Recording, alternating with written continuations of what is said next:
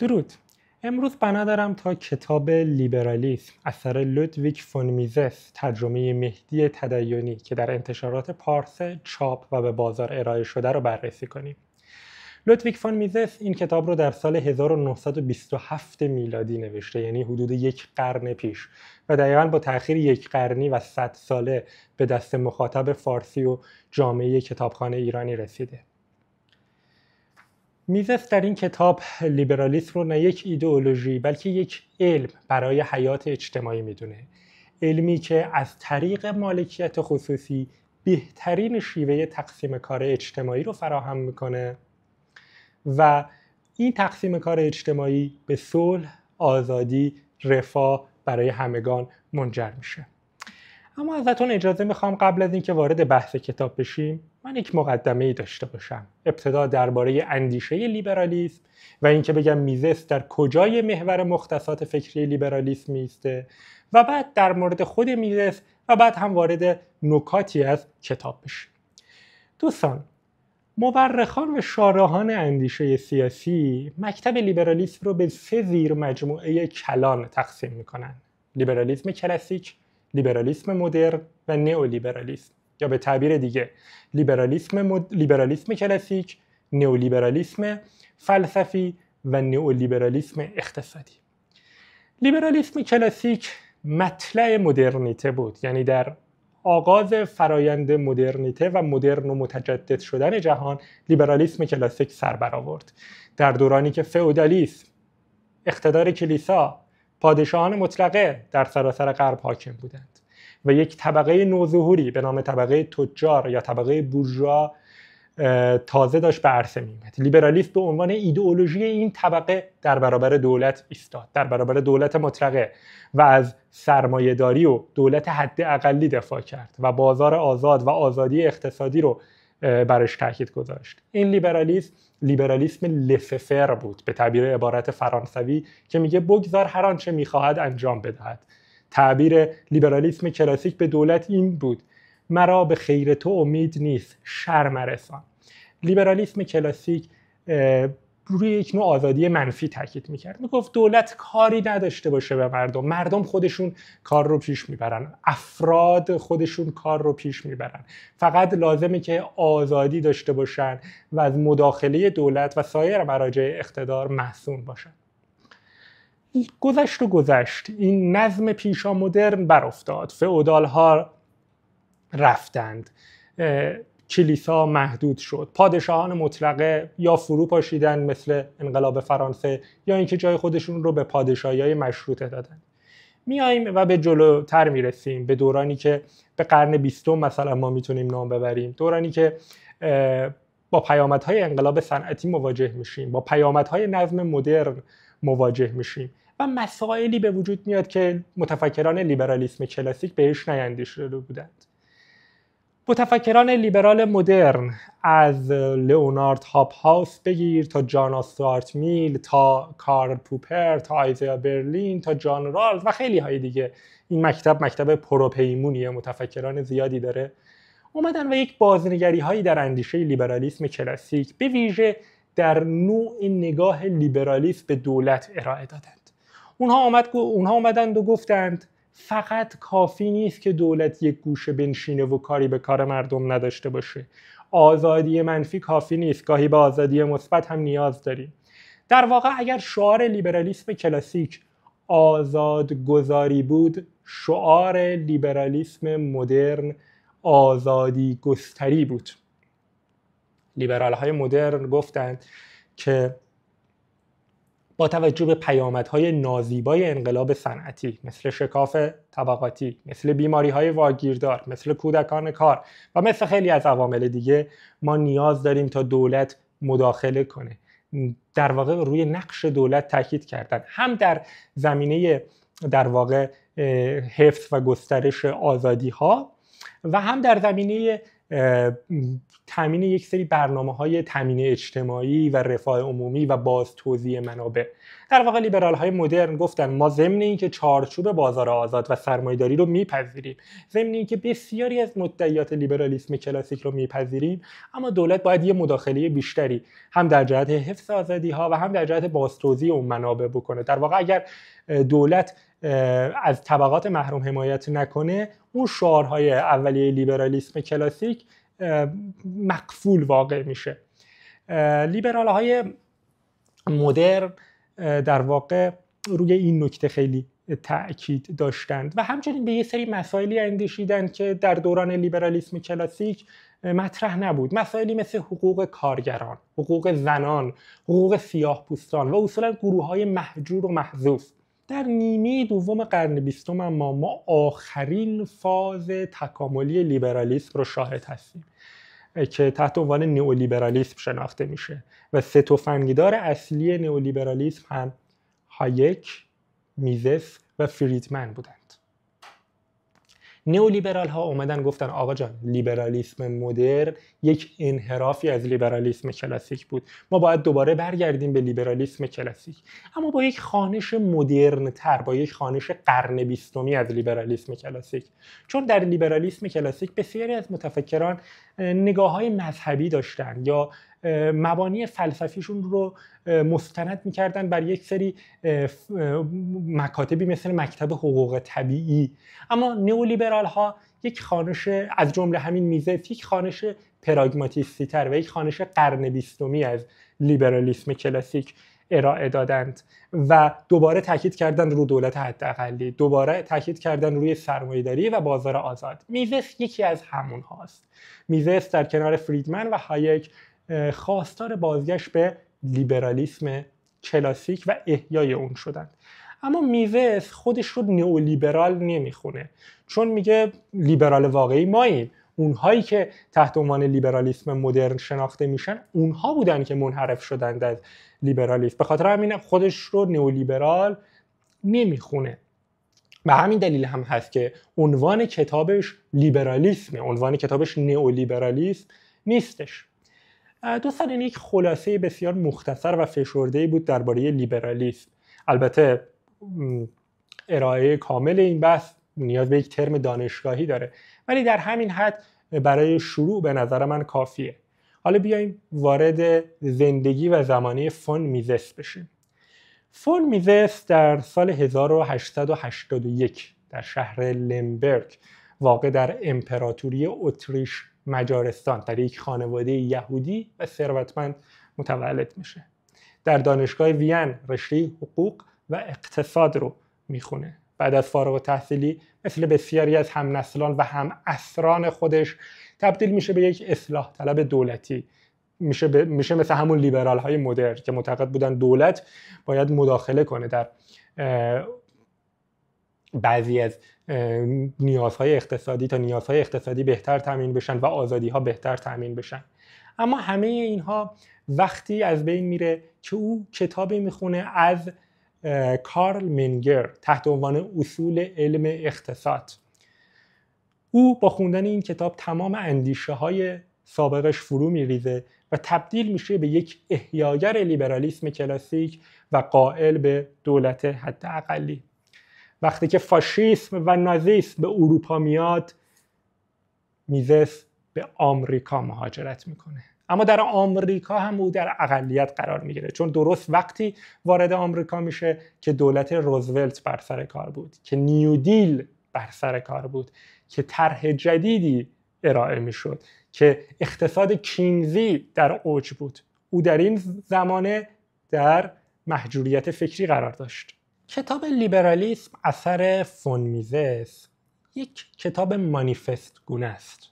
کتابی است که مخاطبش مخاطب عمومیه، تو حوزه روشنفکری اصطلاحاً، چون تفکر رو میخواد در حوزه عمومی نشر بده و به همین دلیل خوندنش به همه توصیه میشه و از زمانی هم که توسط آقای مهدی تدیانی عزیز این کتاب ترجمه و چاپ شد با استقبال نسبتاً خوبی هم در جامعه ایرانی مواجه شد.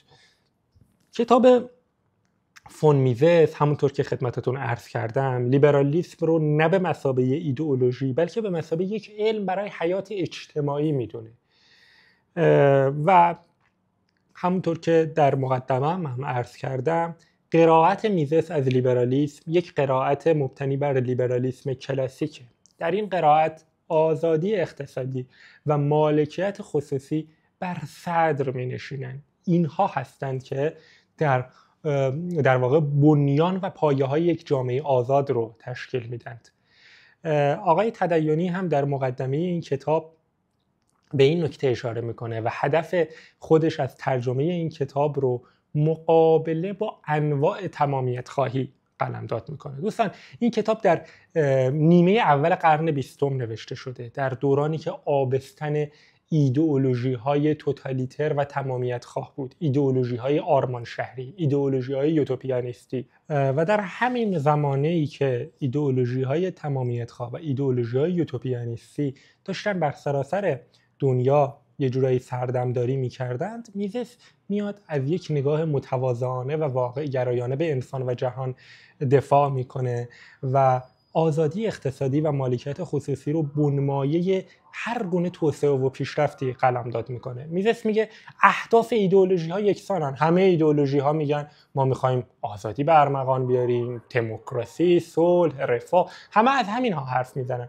منتها ابزار رسیدن به اونها متفاوته و بهترین ابزار از نظر میزس آزادی اقتصادی و مالکیت خصوصیه. در واقع بنمایه آزادی از دیدگاه میزس آزادی اقتصادیه. و اگر به میزس بگیم که لیبرالیسم رو در یک کلمه خلاصه کنه، به نظر من میزس بدون تردید از واژه مالکیت خصوصی استفاده میکنه و مالکیت خصوصی رو بنمایه یک جامعه آزاد قلمداد میکنه. خب میزس در این کتاب از بنیادهای لیبرالیسم ابتدا برامون میگه. بنیادهایی مانند مالکیت خصوصی. مالکیت خصوصی در واقع ویژگی پایه‌ای لیبرالیسم از نگاه فون میزس و او سوسیالیسم رو نقد میکنه از این حیث که میگه سوسیالیسم امکان محاسبه اقتصادی رو از بین میبره. بدون مالکیت خصوصی، بدون بازار آزاد، بدون دست نامرئی، بدون سیگنال قیمت ما نمیتونیم تعیین محاسبه اقتصادی کنیم، ما نمیتونیم ارزش کالاها رو بسنجیم. بنابراین باید به مالکیت خصوصی احترام بگذاریم. مالکیت خصوصی که تولید کننده رو تشویق میکنه، مالکیت خصوصی که مصرف کننده رو بهش کمک میکنه تا سیگنال بده به تولید کننده.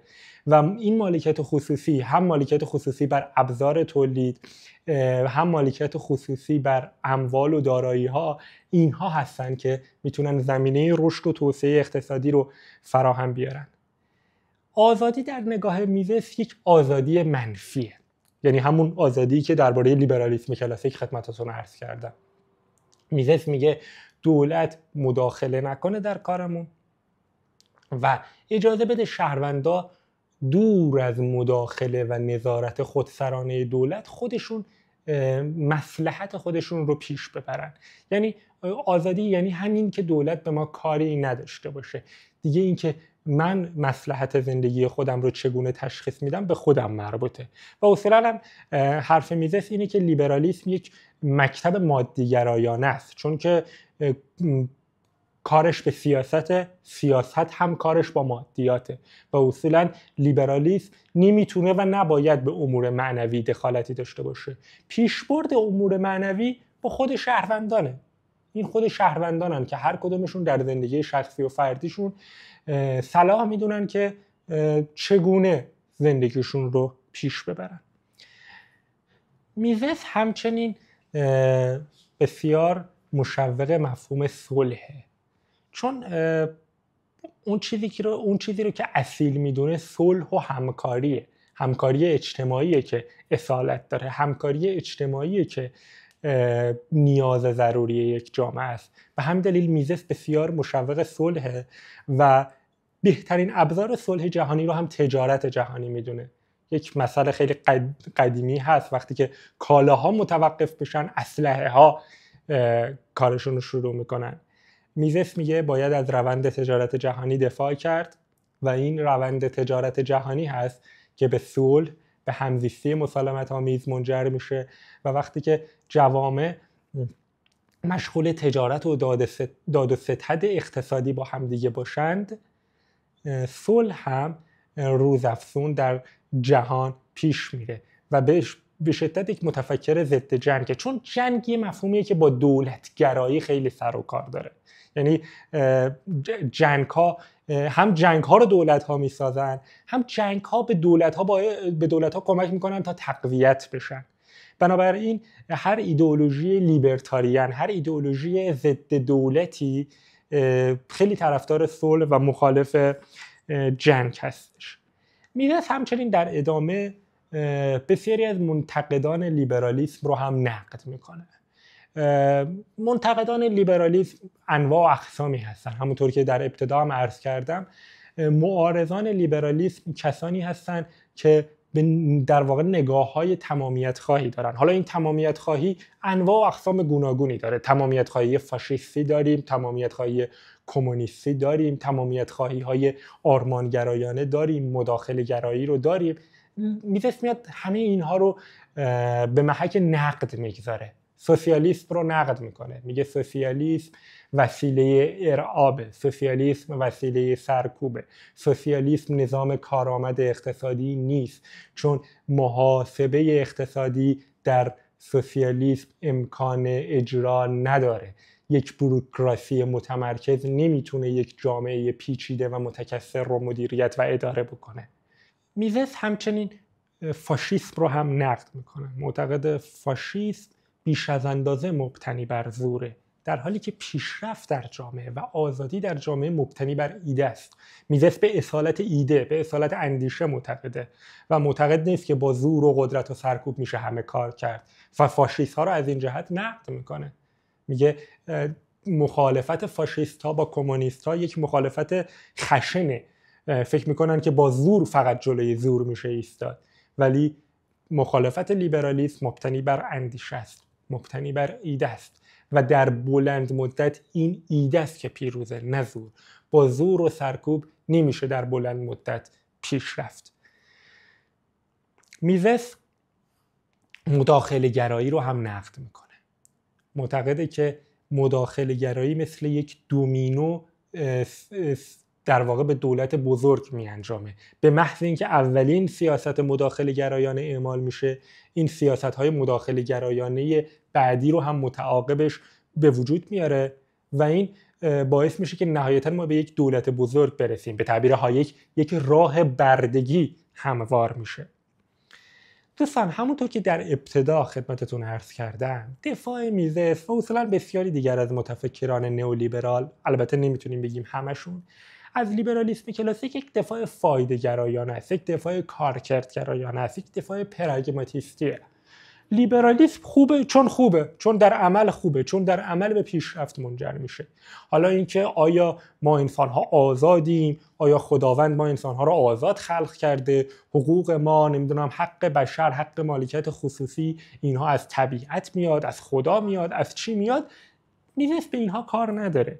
یک دفاع کارکردگرایانه و پراگماتیستی از لیبرالیسم ارائه میده و از آزادی به این نحو دفاع میکنه که آزادی بهترین وسیله است برای پیشرفت. آزادی باعث میشه که افراد خلاق‌تر بشن. وقتی که افراد خلاق‌تر بشن، وقتی که نیروی کار آزاد بشه، وقتی که مالکیت خصوصی گسترش پیدا کنه، وقتی که رقابت اقتصادی تشویق بشه، این خود به خود به پیشرفت میانجامه، این خود به خود به توسعه میانجامه، به رفاه اقتصادی میانجامه و رفاه اقتصادی به نفع همه است. دفاع کارکردگرایانه و فایده‌گرایانه میزس اونجایی جالبه که در یه بخشی از کتاب مثلا میاد بردهداری رو نقد میکنه. خب خیلی از ما وقتی بخوایم بردهداری رو نقد کنیم و نفی کنیم، میایم دست میذاریم رو مفاهیمی مثل کرامت انسانی، مثل اینکه انسان‌ها آزادن، هیچکی نباید ارباب دیگری باشه، هیچکی نباید بنده دیگری باشه. اما میزس یه دفاع خیلی جالبی میکنه. میگه بردهداری بده و بردهداری باید برچیده بشه، چون اگر برچیده بشه در بلند مدت به نفع صاحبان برده هم هست، چون نیروی کار آزاد میشه، نیروی کار هم آزاد بشه، بهره‌وری و خلاقیت افزایش پیدا میکنه، بنابراین کیفیت زندگی صاحبان برده هم بهتر میشه. این دفاع خیلی جالبیه. یعنی اصلا حرفی از مفاهیم شعاری و حتی الهیاتی و اینها نمیزنه، یک دفاع خیلی کارکردگرایانه. این دفاع کارکردگرایانه، این دفاع پراگماتیستی، این نگاه واقع گرایانه در سراسر متن کتاب وجود داره. یعنی متن کتاب رو که شما ورق بزنید، این نگاه واقع گرایانه رو، این نگاه فایده گرایانه رو کامل میتونید حس کنید. و این نگاه واقع گرایانه یه جای دیگه هم خودش رو در متن کتاب نشون میده. اون جایی که میزس میاد ریشه های لیبرالیسم ستیزی رو بررسی میکنه و میگه یک بخش عظیمی از لیبرالیسم ستیزی برمیگرده به ریشه های روانی.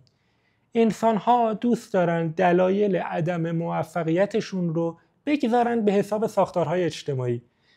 میزس میگه خیلی از انسان‌ها، اکثر انسان‌ها به آرزوهاشون نمیرسن. وقتی به آرزوهاشون نمیرسن دچار سرخوردگی میشن، دچار این اندیشه میشن که این ساختارهای اجتماعی مانعشون بودن، بنابراین ایراد رو محول میکنن به ساختار اجتماعی. در حالی که میزس معتقده این ایراد در مرحله اولیه به طبیعت برمیگرده، به ساختار طبیعی این دنیا که دنیای ناعادلانه است، دنیای بیرحمی است برمیگرده.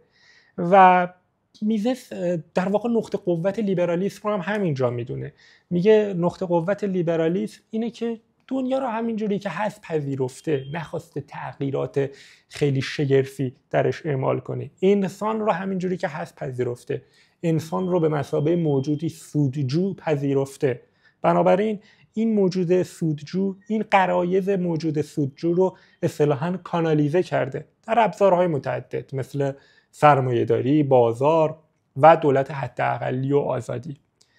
همونطور که از ارائه من هم برآمد، میزس به دولت در مقام یک پاسبان شب نگاه میکنه، در مقام یک داور نگاه میکنه. دولت یک نهادیه که توسط یک قرارداد اجتماعی وضع شده که برای مردم امنیت رو تامین بکنه، آزادیشون رو تضمین بکنه، حقوقشون رو تضمین بکنه، اما دیگه بیش از این رو از دولت انتظار نمیره. این نگاهیه که میزس به کارکرد نهاد دولت داره و این نگاه به دولت کاملا در تعارض و تقابل با نگاه‌های سنتی، نگاه‌های یوتوپیانیستی به دولته.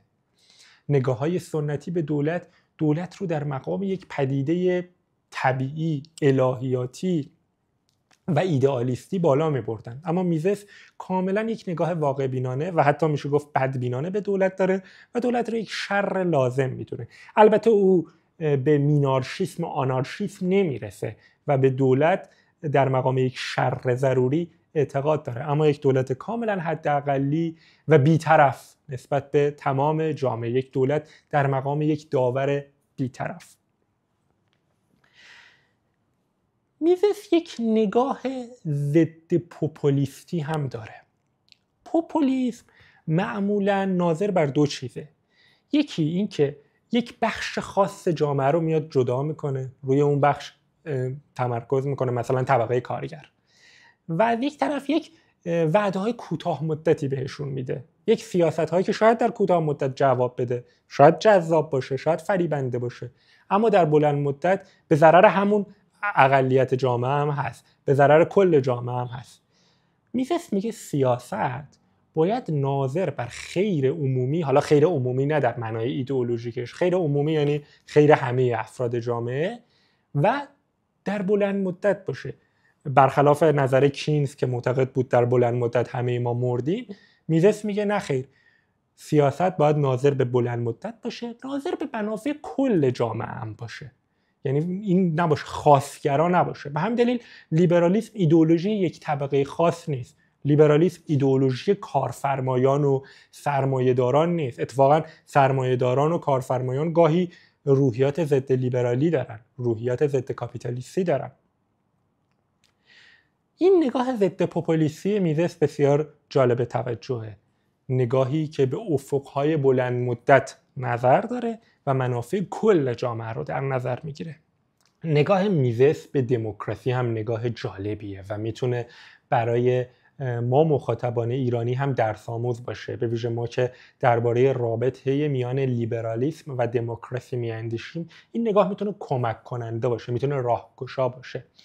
میزس از یک سو یک نگاه نخبه گرایانه به سیاست داره. معتقده که سیاست هم کار یک گروه خاصی از جامعه است. همونطور که در تقسیم کار اجتماعی کار تولید کفش میفته دست یک گروه، کار تولید لباس میفته دست یک گروه، کار تجارت میفته دست یک گروه، سیاست هم همینه. سیاست هم یک وجوه تخصصی داره. اینکه بگیم همه مردم نباید در سیاست همیشه دخالت کنن، این کسر شأن مردم نیست. من تعبیر دقیق میزس رو دارم به کار میبرم و معتقده که یک سری ایده های خاص، یعنی ایده های لیبرالی هستند که مناسب سیاست هستند و در واقع علم سیاست، علم جامعه مبتنی بر لیبرالیسمه. اما از یک طرف دیگه هم میگه ما راهی نداریم جز رقابت آزاد میان ایده ها. در نهایت این ایده ها هستند که در یک رقابت آزاد، در یک رقابت دموکراتیک تعیین کننده هستند. ما نمیتونیم ایده های خودمون، یعنی ایده های لیبرالی خودمون رو به صورت مشت آهنین بر جامعه اهمال کنیم. لیبرالیسم اقتدارگرا اساساً از معنا تهیه و یک متناقض نماه. نگاه جالبیه. از یک سو ما یک نخبه گرایی تئوریک داریم، اما از یک سوی دیگه هم راه چاره‌ای نیست. راه چاره‌ای جز رقابت آزاد و دموکراتیک میان ایده های مختلف نیست. آخرین مبحثی که میخوام در محتوای کتاب بهش اشاره کنم و بعد از اون در پایان بحثم چند نقد کوتاه به میزس دارم، بحث تجارت جهانی هستش. امروز تو این دورانی که ما داریم زندگی میکنیم تعرفه های جهانی بسیار مشهورند. آمریکا که روزگاری مهد کاپیتالیسم به شمار میرفت و هنوز هم به هر حال از مدافعان کاپیتالیسم، امروز سیاست‌های تعرفه گرایانه در تجارت جهانی داره پیش میبره، داره اعمال میکنه. سیاست‌های تعرفه گرایانه ترامپ علیه بسیاری از کشورها از جمله متحدان خود آمریکا باعث نقد بعضی از لیبرال‌های اقتصادی، لیبرتاریان‌ها در آمریکا هم شده. جریان لیبرتاریان هم در آمریکا بسیار متأثر از آرای میزس و نظریات نئولیبراله و یکی از معروفترین و برجسته‌ترین سیاستمداران نئولیبرال آمریکا یعنی ران پاول هم که تا در سال 2012 هم تا یک قدمی کاندیداتوری حزب جمهوری خواه پیش رفت، بسیار از مدافعان این طرز تفکره. میزس کاملا مخالف تعرفه گرایی، کاملا مخالف حمایتگرایی، مخالف شدید ناسیونالیسم اقتصادی، مخالف اصل خودکفایی. معتقده که تجارت آزاد جهانی به نفع همه کشورهاست. تجارت آزاد جهانیه که در نهایت بهره‌وری رو افزایش میده، در نهایت به نفع مصرف کننده است. اصولا مصرف کننده ایده محوری اقتصاد میزسیه.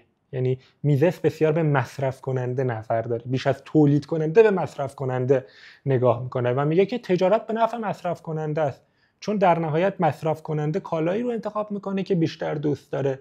بنابراین وقتی که یک کشور دیگه مزیتی در یک کالایی داره، چرا ما خودمون رو از اون محروم بکنیم و وارد خودکفایی بشیم به بهانه حمایت از تولید ملی؟ میزس به شدت طرفدار تجارت جهانی و از ناسیونالیسم اقتصادی، تعرفه گرایی و حمایتگرایی هم گریزانه. اما در پایان من میخوام چند نقد هم از نگاه خودم به میزس ارائه بدم.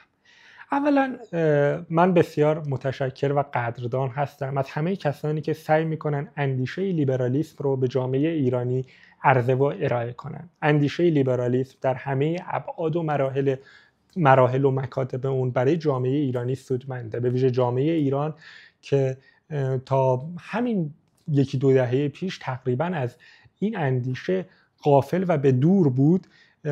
اندیشه لیبرالیسم باید عرضه و ارائه بشه و من گاهی فکر میکنم این کتاب لیبرالیسم حدود 100 سال پیش چاپ شد. اگر همون حدود 100 سال پیش به جامعه ایران عرضه و ارائه میشد، اگر مثلا 80 سال پیش زمانی که حزب توده در ایران خیلی سردمداری میکرد، حزب توده خیلی محبوب بود، اگر این افکار وارد جامعه ایرانی میشد و با استقبال عمومی هم مواجه میشد، چه تغییراتی در حوزه روشنفکری ایرانی میتونست اتفاق بیفته. بنابراین باید واقعا متشکر و قدردان ترویج ایده های لیبرالیستی در سطح جامعه شد. اما چند نقد از دیدگاه من به میزس وارده. یکی اینکه میزس گاهی اسیر مغالطه شیب لغزنده میشه. این شاید گاهی در مورد هایک هم صدق کنه در اون کتاب معروفش راه بردگی، که وقتی که از مداخله دولت حرف میزنه، کوچکترین مداخله دولت، مثلا در یک برنامه خاص تامین اجتماعی، در یک برنامه خاص باز توزیع منابع، رو میاد یهویی وصل میکنه به یک در واقع نهاد فاشیستی و کمونیستی و توتالیتر و تمامیت خواه. شاید این یک نوع نگاه مغالطه گرایانه باشه که تا یک برنامه تامین اجتماعی رو ما بخوایم ازش حرف بزنیم، یک برنامه کوچیک باز توزیع منابع رو بخوایم ازش حرف بزنیم، یک برنامه کوچیک حمایت از محرومان رو ازش حرف بزنیم، یک برنامه پروگرسیو رو مثلا بخوایم ازش صحبت کنیم، بگیم که دولت باید بیاد از بخش‌های از جامعه مثل زنان، مثل اقلیت‌ها دفاع کنه، سریعاً گارد میگیریم. شاید این میزان گارد گرفتن در برابر دولت ضروری نباشه. این نظر شخصی منه. فکر میکنم میتونیم که گاهی از این منظر به قضیه نگاه بکنیم. همچنین یک نقد بنیادی‌تر و جدی‌تری که من به میزس وارد میدونم، منفی اندیشی و بدبینی میزس به ناسیونالیسم و ملی‌گراییه. میزس یک گلوبالیست تمام عیاره. در دورانی که داریم زندگی میکنیم، در این قرن 21، من میتونم بگم قرن 21 شاهد شکست گلوبالیسم بودیم، شاهد برآمدن و محبوبیت ناسیونالیسم بودیم، شاهد این بودیم که مرزها واقعا تاثیرگذار هستند. پایان جغرافیا وجود نداره، پایان تاریخ وجود نداره، ملت‌ها و دولت‌ها تاثیرگذار هستن. به نظر من بهتر اینه که لیبرالیسم رو در یک محمل ملی‌گرایانه‌ای به جامعه عرضه و ارائه کنیم، چون ناسیونالیسم حذف شدنی نیست، ملی‌گرایی حذف شدنی نیست، مرزها حذف شدنی نیستن.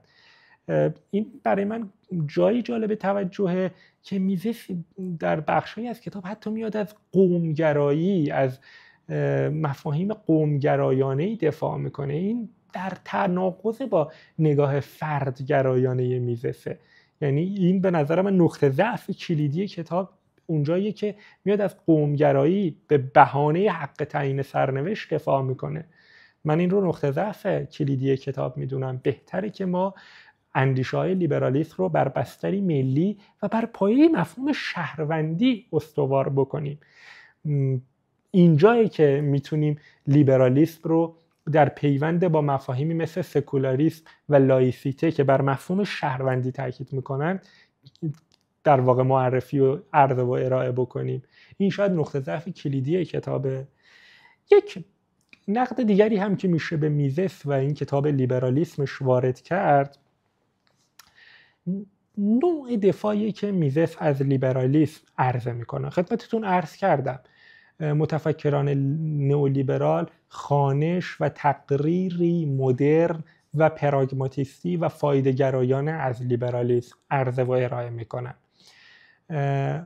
این قابل فهمه. به هر حال قرن 20، قرن 21 قرنیه که منطق فایده‌گرایی برش استواره. اما مرز این منطق کجاست؟ ریچارد رورتی یک کتابی داره، اولویت دموکراسی بر فلسفه. او هم دقیقاً از همین نگاه پراگماتیستی دفاع میکنه. میگه ما باید از لیبرالیسم و دموکراسی صرفاً به دلیل منافع و اهدافشون دفاع بکنیم و فوایدی که اونها برای جامعه دارن. دیگه اون بنیادهای لیبرالیسم همگی دود شدند و به هوا رفتند.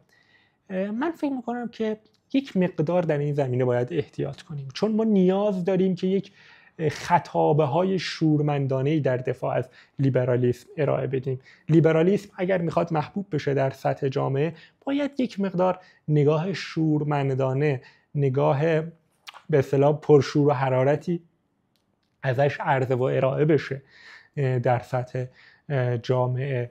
و این با نگاه تماماً فایده‌گرایانه و تماماً پراگماتیستی به لیبرالیسم در تعارضه، به ویژه در دورانی که امروز ما شاهد سربرآوردن اقتدارگرایی‌های توسعه‌گرا هستیم، مثل حکومت کمونیست چین، مثل بعضی از همین کشورهای همسایه‌مون که کشورهای اقتدارگرا و توسعه‌گرایی هستند.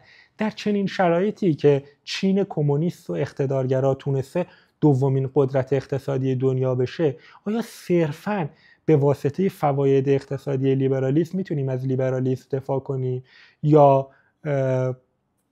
جا داره که از اون مفاهیم روحی و معنوی لیبرالیسم که روح لیبرالیسم رو تشکیل میدن هم دفاع بکنیم؟ این بود روایتی مختصر از کتاب لیبرالیسم که تقدیم نگاه شما دوستان عزیز شد. ممنون میشم اگر نظری، نقدی درباره این ارائه، درباره این کتاب دارید بگید. اگر کتاب رو خوندید نظراتتون رو کامنت بکنید. اگر این ویدیو رو مفید دونستید برای دیگران به اشتراک بگذارید و بیایید با هم دیگه در قسمت کامنت ها بیشتر درباره این کتاب بحث و گفتگو کنیم.